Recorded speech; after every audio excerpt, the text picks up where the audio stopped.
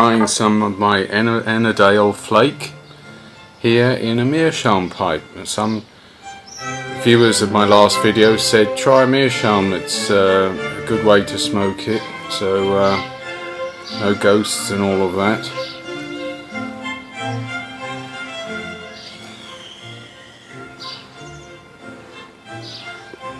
And it's true, I have found that some flakes do smoke very well in a meerschaum pipe, so I then decided I need to get 1 or 2 more meerschaum pipes. You know, I've got 2 in my collection, but I'll manage with that for the moment. It's rather like getting a fire going, you know.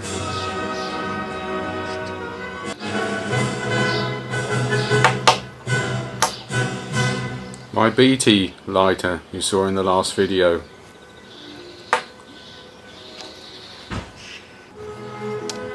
Playing some cheerful spring music, a mix of classic, a little bit of Strauss here. Sometimes I play melancholy, quiet, reflective, you know, and sometimes the cheerful stuff. It's a little bit overcast today, so I thought cheerful stuff would be a good thing, because today I have my second Yabo. Yesterday this arrived in the post.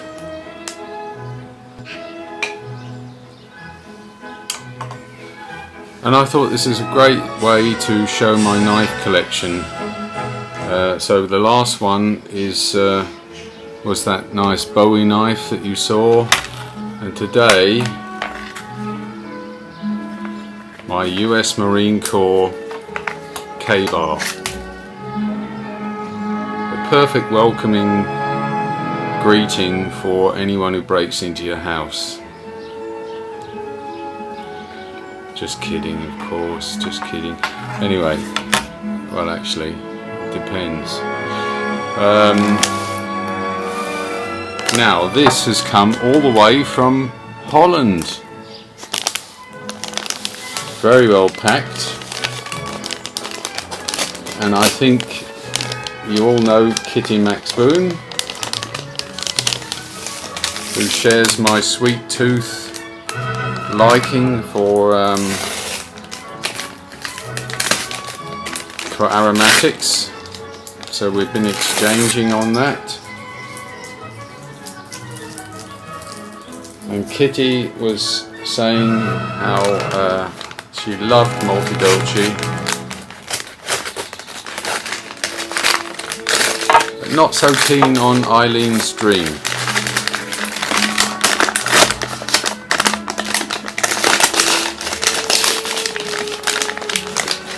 Very well packed this, you know.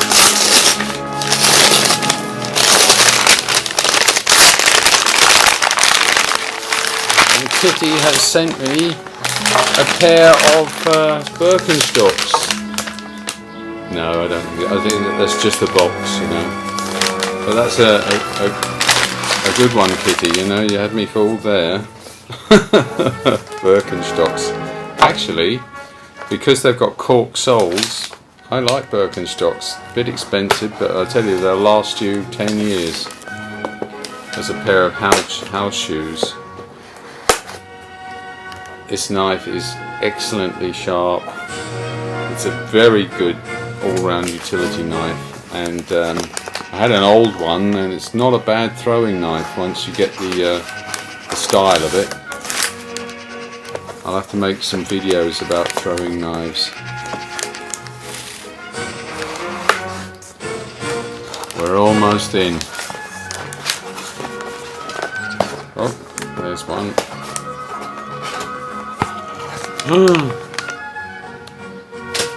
Wow, look at this. Beautifully packed, Kitty. My congratulations. Look. Wow. Look at this jar here. Kitty, Maxboon, what have you sent me with this huge beautiful jar of Briarworks sweet tea? Beautiful. It's practically full. You haven't tried any. I think she was telling me that she didn't really take to this one, but I have to say I've tried their peach cobbler, which I thought was brilliant.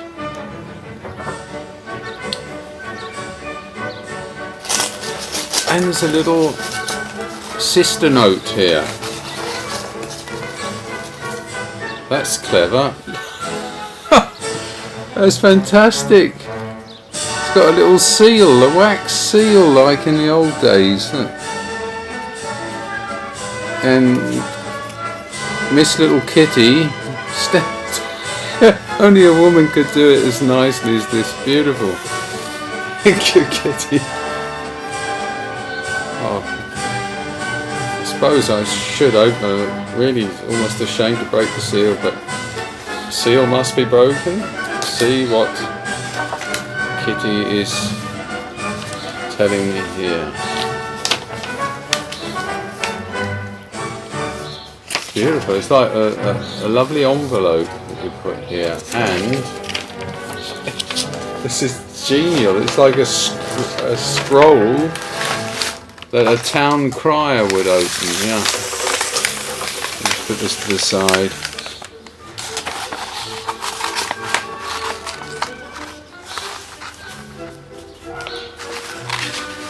Oh, look.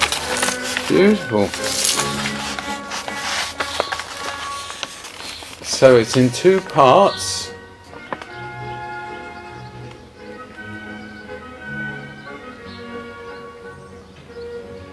So hello Lester, I hope you enjoy the tobacco, and since you are British, I included the sweet tea since I'm English. Okay, I'm writing this letter in the old-fashioned way with a crown pen and Indian ink. That's lovely, because the art of handwriting has gone a bit out. I have to say, I'm going to have to get myself in some good black ink and try and get my hand back into handwriting. Well done. Hope you like it the way I like it as well. The late 60s J.R. Tolkien wrote a poem in Elfish. I know you like poetry, so I include this poem in the letter. Wish you well, greetings Kitty. Oh, that's charming, Kitty, thank you very much. And indeed, in Elfish language, there's a beautiful poem written here.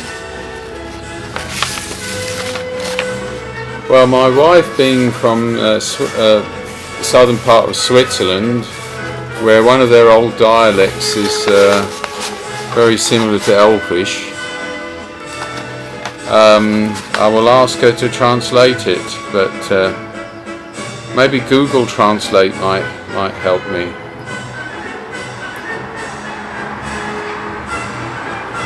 It's lovely. I just need Legolas to help me read it with the right pronunciation.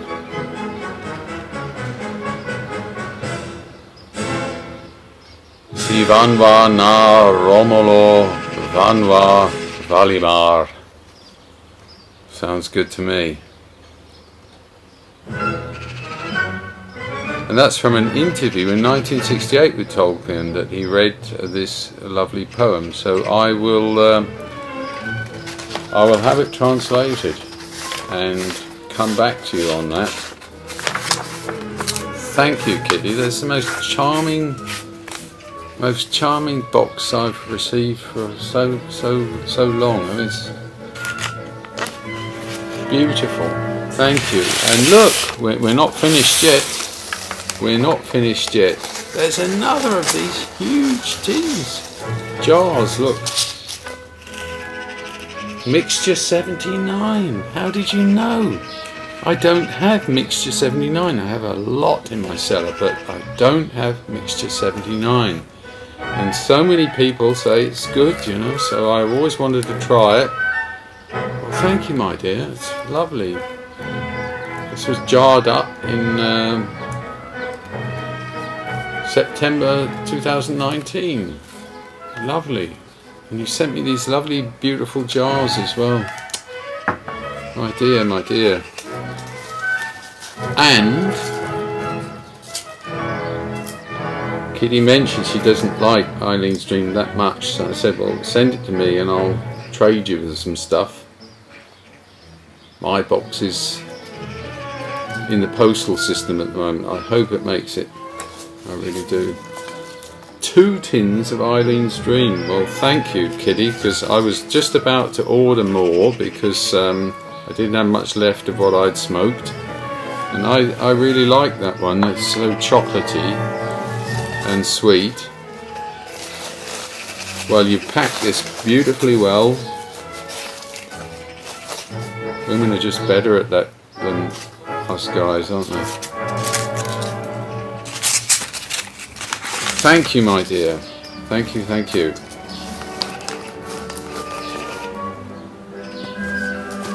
That's the most marvellous thing to send someone in the post. We should do it more often in YouTube, although I know Yabos are very, very popular, but trade each other and exchange, you know, it's great.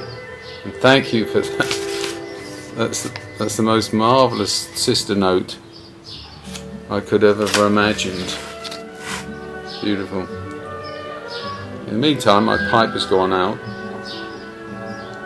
I was going to give you a little bit of a first impression verdict of this.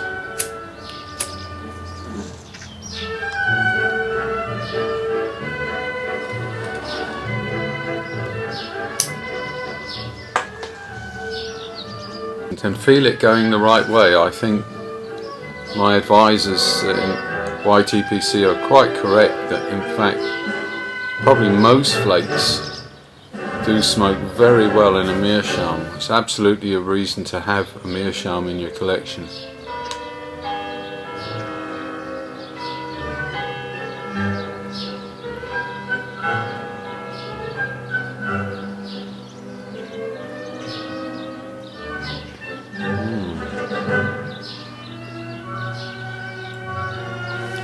Tobacco's warming up and I'm starting to get those lovely Ennerdale flavours.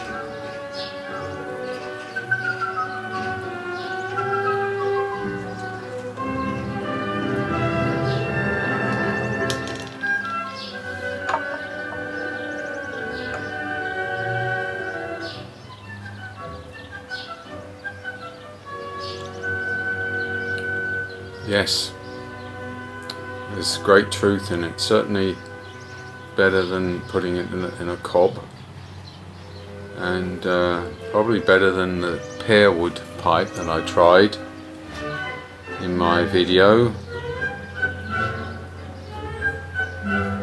Might be the way to do it.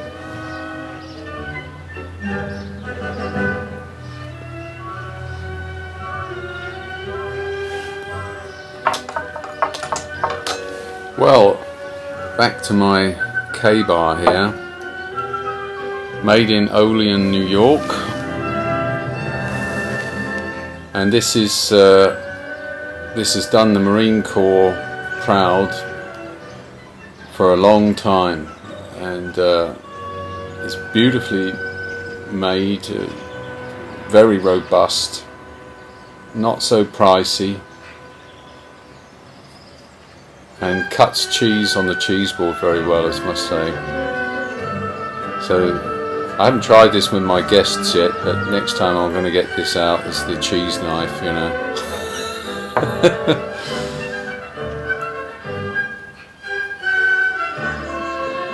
My old one must have been 30 years old, so it was starting to look a little bit ragged, especially as I practiced throwing the knife with it and missed them many a time, so it got a bit beat up. But I used to take it camping, and you know, when I was going for long multi-day walks through the hills, it's always good to have something like this with you. If you need to, for example, cut a walking stick or strip some bark to light a fire or whatever. I mean, you can almost do anything with a Kabar. So, and if the US Marine Corps swears by it, then so do I. They know what they're doing. Beautiful. Got it in a nice scabbard with a sharpener in it, so it fits beautifully in there. Keeps it nice and acute. I'm curious I'm sure lots of you have tried Mixtures 79. I will look for reviews on that. But I'm not sure how many have tried the sweet tea. I'm interested in what your views are of that tobacco. But I'm sure somehow I'm going to like it.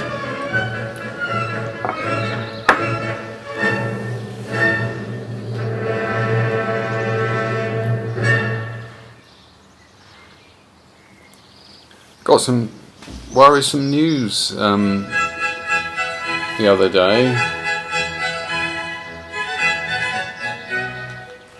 that Milan Tobacco have stopped exporting outside the US territories, which is understandable because of course, you know, it's by far the biggest market, and you could say concentrate on the home market. And what with all the corona problems and the post problems, quite understandable, but great shame for me, because that was one of the finest tobacconists that I used to go back to for pipes. Very good selection, very good prices, and also their fantastic selection of Middleton matches. As well as all the other tobaccos and the house tobaccos, which are super.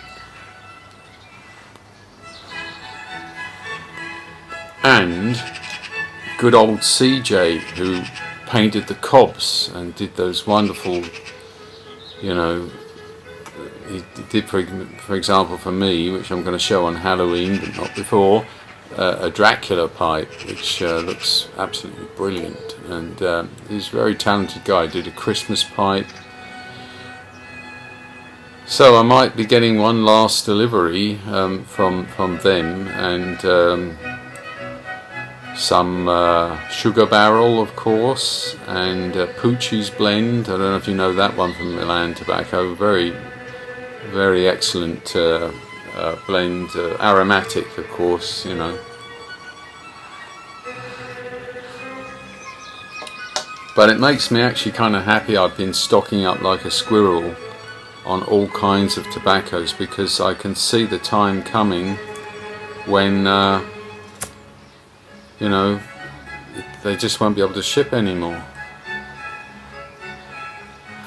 Somebody mentioned with this BT lighter you have to watch the rim. Now it's not less acute, of course, with a meerschaum, but with a briar it's a bit difficult. You have to watch the flamethrower a little bit. So it's not, of course they will keep shipping for the home market and everything. It just has made it very difficult for them to export. And I don't know, if that happened to smoking pipes, for example, you know, that's where I've bought a lot of my tobaccos from, have great shipping rates, or tobacco pipes, or 4 noggins. So, you know, that time might be coming, but I'm well stocked up, I must say. Thanks to Kitty, a bit more well stocked up. Thank you, my dear, again.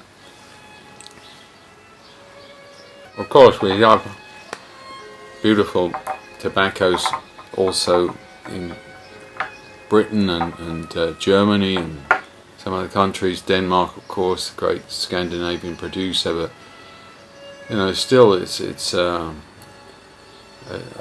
big chunk out of the picture if we can't easily get American blends anymore. Certainly for me. Pipes and cigars, for example, since a long time have not exported. I don't know if they ever did. And they have some beautiful blends like Sherman's March, the what is it, Brigadier Black series, and they're named after the great battle places of the Civil War, Antietam and Bull Run, and they are very wonderful by all accounts. Reviews I've seen, aromatic tobaccos, but basically inaccessible now for me. So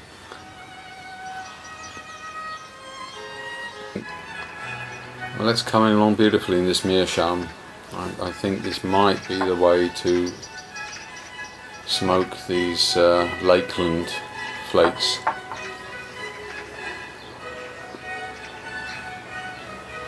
Just took it straight out of the jar, so no pre-drying or anything, because I honestly think it depends on the tobacco. There are those who can smoke crispy dry, but a bit of moisture mobilizes the volatile oils and ones that bear the aroma and flavor. The moisture takes some energy out of the heat.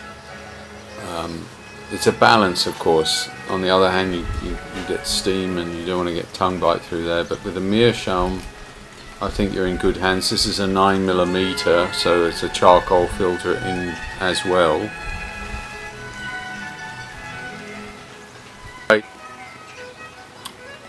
You pay the fee, if you like, with a charcoal filter, that it takes a little while to saturate in terms of flavour, but then about 10 or 15% down the bowl, flavours are coming through full strength. So I agree with those who say the problem with filters is you lose a bit of flavour. I think you do, especially at the beginning of the pipe, but afterwards they work, and they do take out the tars and some of the polyaromatic, high molecular weight carcinogens. So in my view it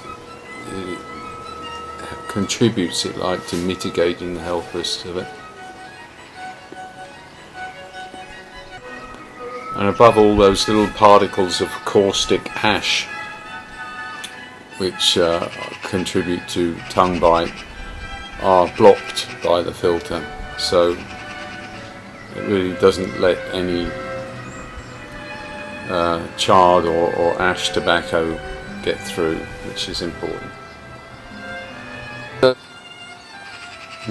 Very nice. Still not overpowering in the flavour, which, as I said, surprised me with Ennerdale, because many had made it sound like it's sort of almost this Lakeland overwhelming flavour, but it's definitely one I very much like, and I'm glad that I've got a good stock of that in the cellar now.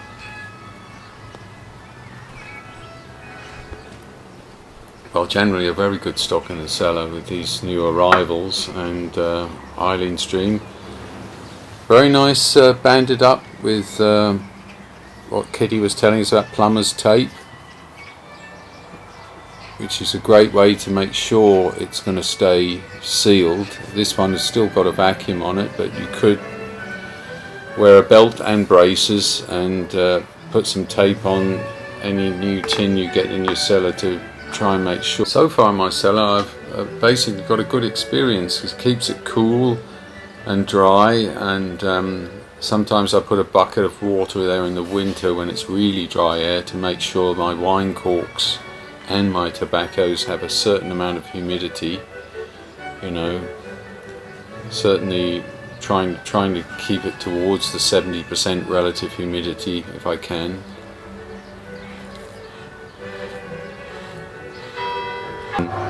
I just love the designs on the tins, of course, and that's why I tend to, when I buy them and keep them, I don't open and jar immediately. If it's nicely sealed, I keep it in the cellar. And so far, I would say 99.5% of my tins are staying sealed and with a vacuum. So it's just one or two I noticed were bulging, fermentation, and maybe only one had popped that I every year do a little inventory and a quick check to see how they look, and if one has popped, then I think, okay, you're coming in the rotation. Well, I won't make it too long today. I was rambling a little bit. Just wanted to show you that. Once again, my dear Kitty, thank you so much. I hope my package arrives alright. It's just wonderful to get something like this, and you know, encourage it in YTPC. Everyone that does it I know anyway, but it's a great way to exchange or gift, or you know, make somebody's day. You know, makes us all happy to get a package like this, and you don't know what's in it, and wow. So you made my day, Kitty. Thank you very much, and thank everyone for watching, and here's to the next video. Take care. Bye bye.